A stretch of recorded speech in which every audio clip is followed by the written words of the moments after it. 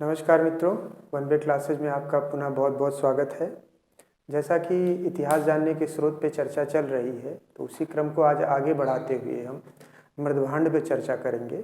पिछली कक्षाओं में जो है अभिलेख और मुद्रा पे चर्चा हो चुकी है कि किस तरह से अभिलेख के माध्यम से इतिहास जानने में मदद मिलती है और मुद्राओं के माध्यम से किस तरह से इतिहास को जानने और समझने में आसानी होती है। तो उसी क्रम में आज हम आगे देखते हैं कि मृदभांड से किस प्रकार से जो है और इतिहास जानने में किस प्रकार मृदभांड सहायक होता है। तो सबसे पहले देख लेते हैं मृदभांड किन शब्दों से मिलकर बना है। तो ये दो शब्द है, मृद और भांड। ठीक, दो शब्द से मिलकर बना है। मृद का मतलब होता है मिट्टी और भांड का मतलब होता है बर्तन। ठीक, तो मिट्टी का जो बर्तन होता है उसे ही मृदभांड कहा जाता है। मिट्टी से जो बर्तन बनाए जाते हैं उसे ही हम मृदभांड कहते हैं। ये चाक और हाथ दोनों की सहायता से बनाए जाते हैं। कुछ बर्तन हैं जो केवल हाथ से बनाए जाते हैं और कुछ बर्तन हैं जो चाक और हाथ दोनों से बनाए जाते हैं। तो देख लेते हैं, एक इनको क्रमानुसार ढंग से भी लिखा गया है यहाँ पर कि अगर आपसे कभी क्रम पूछ लेता है एग्जाम में कि मृदभांड परंपरा में उनका क्रम क्या है, तो वो भी आप आसानी से जान सकते हैं और किस समय कौन सा मृदभांड किस काल विशेष से जुड़ा हुआ है उसकी भी चर्चा हम यहाँ पर करते हैं। तो सबसे पहले देखते हैं हम गैरिक परंपरा पर आधारित मृदभांड। जो हमारा पहला मृदभांड है वो क्या है? गैरिक परंपरा पर आधारित मृदभांड। ठीक, ये किस काल से संबंधित है? प्रागैतिहासिक काल से। जो प्रागैतिहासिक काल था हमारा, वहां से जो है गैरिक परंपरा के मृदभांड प्राप्त हुए हैं और ये गेरुआ रंग से रंगा होता था, इसीलिए गैरिक मृदभांड इनको कहा जाए। गेरुआ रंग के रंगने के कारण इनको हम क्या कहते थे? गैरिक मृदभांड कहते थे। ठीक, तो सबसे पहले किस मृदभांड की जानकारी मिलती है हमको? अगर कालक्रम की दृष्टि से देखें तो गैरिक परंपरा पर आधारित मृदभांड। दूसरे मृदभांड पर अगर आते हैं हम तो काले लाल मृदभांड। ठीक, लाल कलर का होता था मृदभांड और उस पर काले रंग से आड़ी तिरछी लाइनें बनाई जाती थी, चित्रकारी थोड़ा बहुत की जाती थी, इसीलिए उनको काले लाल मृदभांड कहा जाता था। इन मृदभांडों का संबंध किससे है? सिंधु घाटी सभ्यता से है।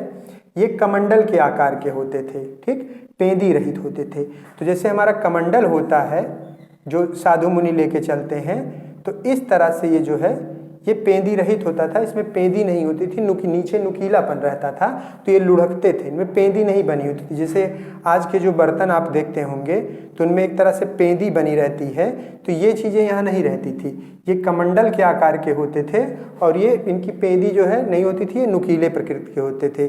चित्रांकन इन पे काले रंग का होता था, लाल रंग का मृदभांड होता था और इन पे जो चित्रकारी की जाती थी वो काले रंग से की जाती थी। इनमें इस तरह से जैसे आड़ी तिरछी रेखाएं हैं तो किसी चीज़ की मदद से उस पर आड़ी तिरछी रेखाएं खींच दी जाती थीं, या फिर वनस्पतियों का चित्रांकन कर दिया जाता था, पशु पक्षियों का चित्रांकन कर दिया जाता था और कुछ मृदभांडों पर मनुष्य के भी चित्र मिले हैं।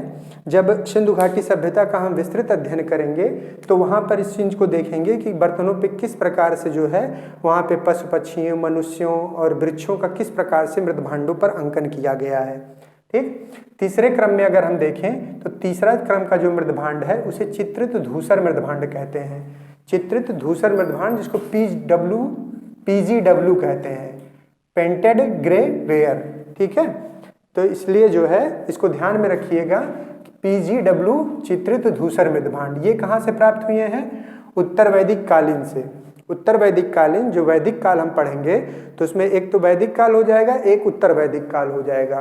तो जो उत्तर वैदिक काल है वहां से चित्रित धूसर मृदभांड प्राप्त हुए हैं और ये ऐसा मृदभांड, प्रथम मृदभांड है जिसमें लोहे के अंश पाए जाते हैं। बहुत इंपॉर्टेंट है, अक्सर एग्जाम में पूछा जाता है कि किस मृदभांड में सबसे पहले लौहांश पाया जाता है, या लौहांश पाया गया था या लोहे के अंश प्राप्त हुए। ठीक, तो आप याद रखिएगा कि चित्रित धूसर मृदभांड, ठीक, चित्रित धूसर मृदभांड जो था उसमें क्या पाया गया? लौहांश पाया गया और ये कहाँ से प्राप्त हुआ है? अतरंजी खेड़ा से। नौह भी एक स्थान है जहाँ से वो प्राप्त हुआ है, लेकिन अधिक मात्रा में कहाँ से प्राप्त हुआ है? अतरंजी खेड़ा से प्राप्त हुआ है। चौथे मृदभांड परंपरा को अगर हम बात करें तो चौथा मृदभांड परंपरा है उत्तरी काले चमकीले मृदभांड। उत्तरी काले चमकीले मृदभांड, नार्दर्न ब्लैक पॉलिश्ड वेयर। ठीक, तो ये हमारा चौथे क्रम का मृदभांड है। इसको अब काले रंग का है तो इसीलिए इसको कृष्ण लोहित मृदभांड भी एक अलग नाम से जाना जाता है, कृष्ण लोहित मृदभांड। ये मृदभांड कब, समय काल इसका क्या है, 6ठी शताब्दी ईसा पूर्व, ठीक, 6ठी शताब्दी ईसा पूर्व में ये मध्य गंगा घाटी से प्राप्त हुआ है। और मध्य गंगा घाटी में भी किन स्थानों से, पूर्वी उत्तर प्रदेश और मगध से। तो अगर पूछा जाता है 6ठी शताब्दी ईसा पूर्व का संबंध किस मृदभांड से है, तो उत्तरी काले चमकीले मृदभांड से। इसे कृष्णलोहित मृदभांड भी कहते हैं, ये ध्यान रखिएगा।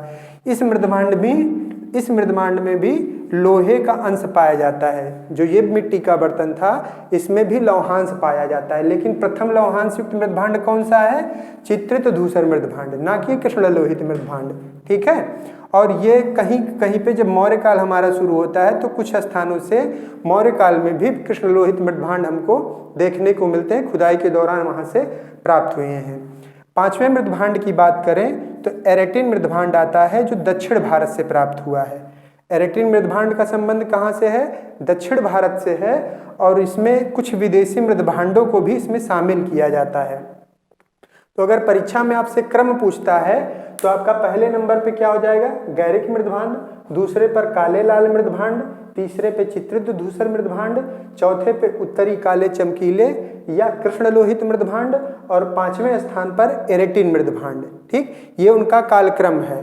और किसका किस काल से संबंध है, तो गैरिक मृदभांड का प्रागैतिहासिक काल से, काले लाल का सिंधु घाट सभ्यता से, चित्रित धूसर का उत्तर वैदिक काल से, उत्तरी काले चमकीले या कृष्णलोहित मृदभांड का 6ठी शताब्दी और मौर्य काल से, और एरेटिन मृदभांड का संबंध दक्षिण भारत से है, इसमें कुछ विदेशी मृदभांड भी शामिल किए जाते हैं।